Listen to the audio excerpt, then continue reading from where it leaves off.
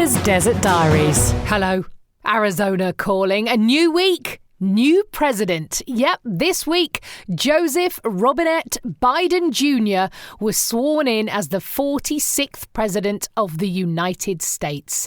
In a socially distanced ceremony which featured Lady Gaga, J-Lo, and the best-selling artist of the 1990s, Garth Brooks. Do you know, that man has sold more records than Elvis, the Eagles, Billy Joel, or Michael Jackson. 157 million of them. With that star-studded entourage, Biden took his solemn oath in front of past presidents, including Barack Obama, Bill Clinton, and George W. Bush. Ex-Vice President Mike Pence did attend, but of course the great orange baby was stamping his foot somewhere on a golf course and nobody missed him.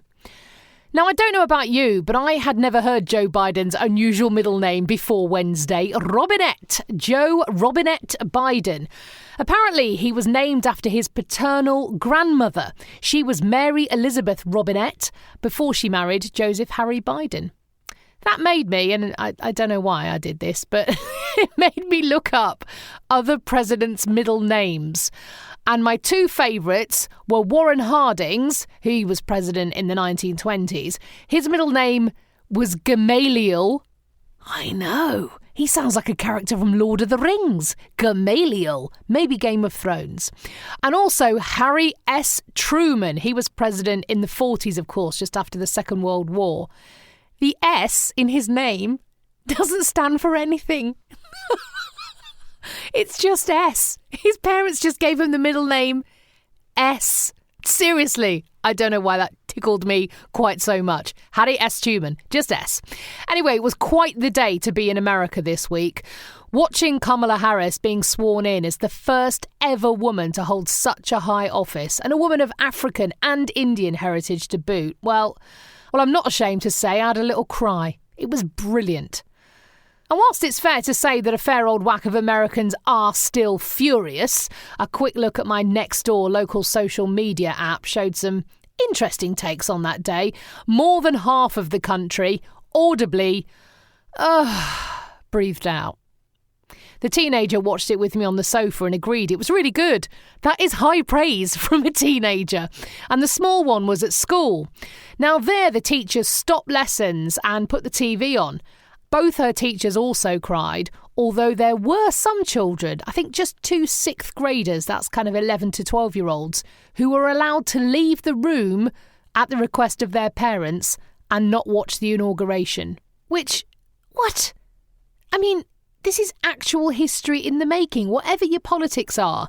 And deciding your 11-year-old shouldn't see an historical moment for goodness knows whatever reason. Well, I don't know what's going on there. But anyway, I've had loads of people getting in touch this week to ask me what the mood is like here. And I'd say that amongst most people I know, it's either celebration, relief, or just another day. I don't have a massive social circle, of course, the pandemic putting paid to meeting really, anybody for the last year or so. But as I mentioned, there are certainly swathes of people who were still mightily ticked off. And there are also those who are worried about the future and that a Democrat president is going to change their life and bank account to the worse. Time will tell. There was another celebration this week, or holiday as they're known here, Martin Luther King Day, introduced to commemorate the birthday of the great man. It's one of a number of sort of quasi-holidays here in the States, which some institutions take as a national holiday, schools, government buildings, that sort of thing. But most companies I know didn't give their staff a day off work. There's a few like this. Whilst Thanksgiving and Christmas and the 4th of July are all days off for everybody, federal holidays, like bank holidays, Martin Luther King Day, Veterans Day and a handful more seem to be more of a kind of optional holiday. It's quite hard to know if someone's at work or not, really. Walking with my friend Barry last weekend, Brooklyn born and raised and now a desert resident, he told me that in fact Arizona was one of the final states to accept Martin Luther King Day as an official holiday. Some lawmakers in Arizona did begin working to create this holiday in Martin Luther King's name in the early 70s, just a few years after he was killed. But every measure they tried failed. Illinois was in fact the first state to take on the holiday in 1973, and other states followed suit. In 1983, President Ronald Reagan signed into law a bill that created a national holiday to honour Martin Luther King. It was first observed in the United States on January the 20th, 1986. Then, Bruce Babbitt was the governor of Arizona, and he signed an executive order in May that year declaring the third Monday in January every year should honour Martin Luther King. However, just before the holiday in 1987, there was a new governor, Evan Mecham, and the first thing that he did was to rescind that proclamation, and he argued that Babbitt, the previous governor, had created it illegally. I really have no clue on what grounds. Anyway, this new governor then instead issued a proclamation of his own that there would be a day in Arizona to honour civil rights leaders in general, but it would be on the third Sunday of every January. Now, that meant that a lot of people would not take a day off work, of course.